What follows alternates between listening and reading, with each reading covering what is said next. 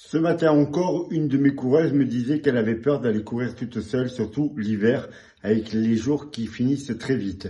J'avais fait une vidéo il y a plus d'1 an de ça, je vais vous la remettre à la suite de ce petit message, plein de petits conseils pour limiter les risques et pour avoir, je l'espère, moins peur, mesdames. Salut les coureurs, salut les triathlètes et aujourd'hui plus spécialement les coureuses puisque ma vidéo va s'adresser à elles. Ça fait des années que je fais du coaching et il m'arrive régulièrement de rencontrer des coureuses qui ont peur de s'entraîner toutes seules. Elles refusent de partir courir, de peur d'être embêtées. Elles ont vu l'actualité, elles ont vu des choses qui avaient pu se passer.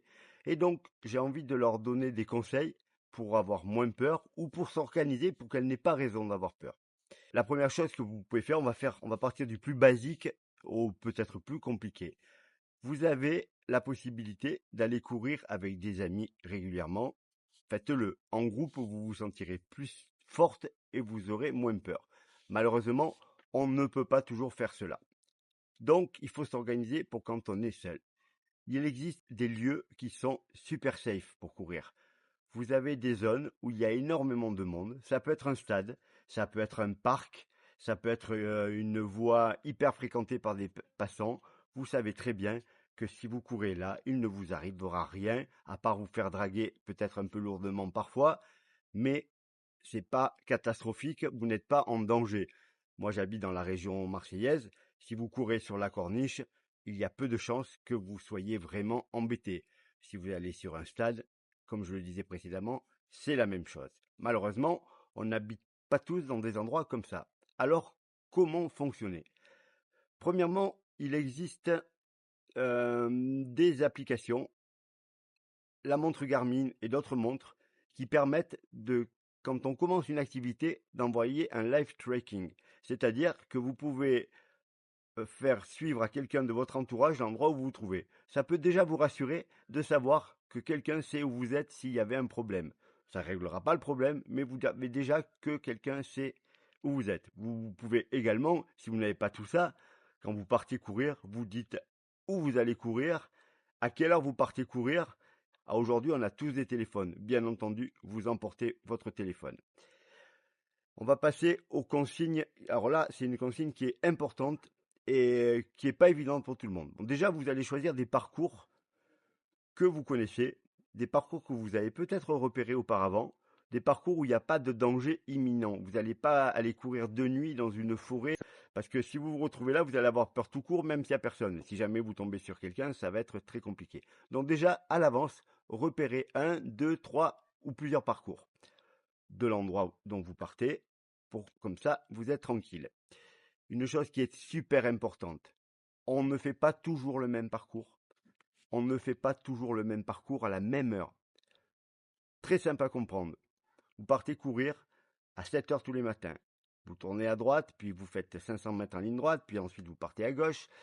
Et vous avez comme ça un chemin qui est complètement tracé, que vous refaites inlassablement.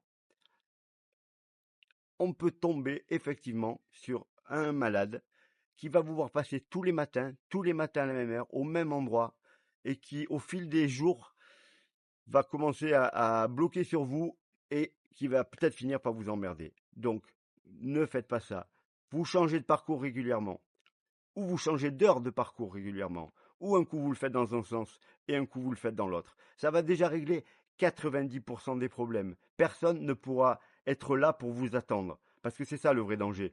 Le mec qui va arriver en voiture, qui va vous draguer, on va en parler plus tard, il n'a pas prévu de vous attaquer. Le mec qui vous regarde passer depuis des mois et qui va vous guetter à un endroit précis, on ne sait pas ce qu'il a en tête.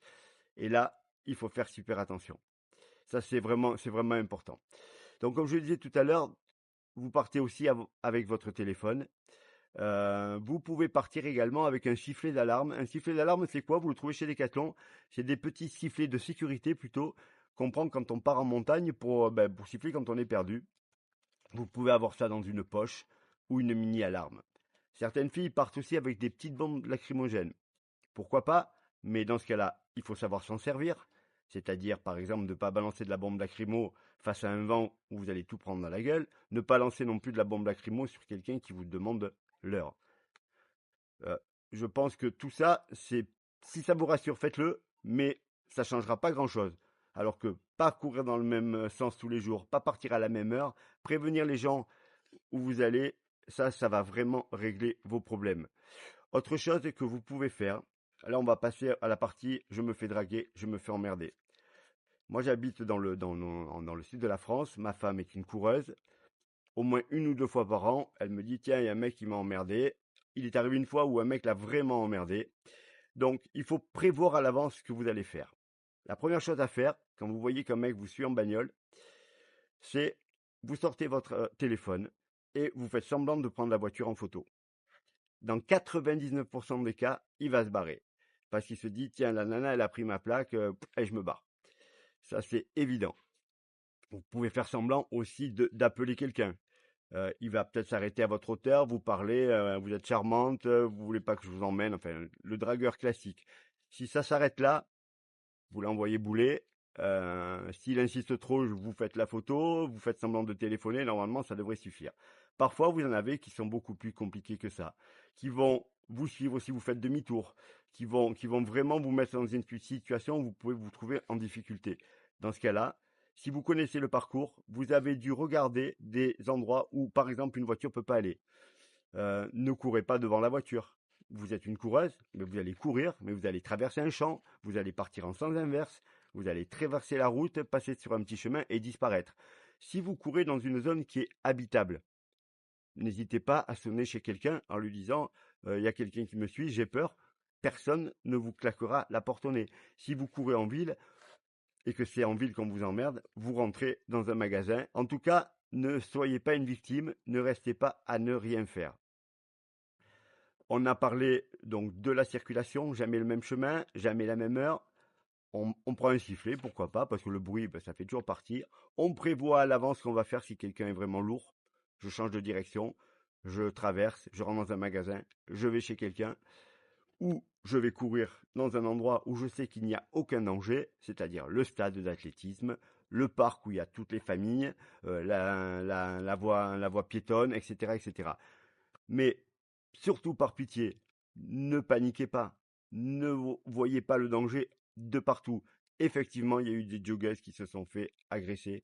C'est pas très souvent. Quand quelqu'un rentre de ses courses et se fait agresser, ça fait pas la une du 20h.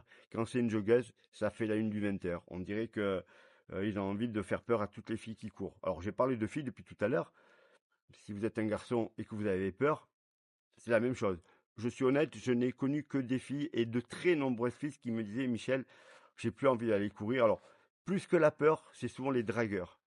Et les dragueurs, vous courez, vous vous arrêtez pas. À la rigueur, vous faites un sourire et vous dégagez. Si les mecs sont lourds, vous commencez à gueuler vraiment. Vous les prenez en photo, comme on a dit tout à l'heure, pour que ça s'arrête. Mais n'ayez pas peur non plus de vous faire agresser tous les matins. Faites ce qu'il faut pour que cela n'arrive pas. Prévenez les gens où vous allez courir, changez de direction, changez de parcours, connaissez le parcours où vous allez courir et tout se passera bien. Parce que ça serait trop bête de vous empêcher de faire cela. Et puis quand vous pouvez courir en groupe, vous courez en groupe. Mais si vous ne pouvez pas courir en groupe, vous vous organisez. Dernière chose que j'ai oublié, si vous utilisez l'application Strava, il y a une possibilité de masquer votre point de départ.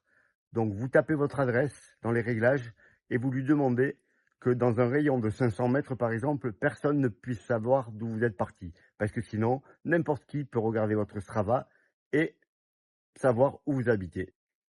Donc super important d'activer cette fonction sur Strava. C'est pour ça que je rajoute ça avec un autre cadrage parce que j'avais démonté tout mon petit studio, mais je ne pouvais pas ne pas mettre ça dans la vidéo. Voilà les coureuses, j'ai répété plusieurs fois la même chose, mais je crois que vous avez compris le principe. Prenez soin de vous, entraînez-vous, et puis on se retrouve très bientôt pour une nouvelle vidéo.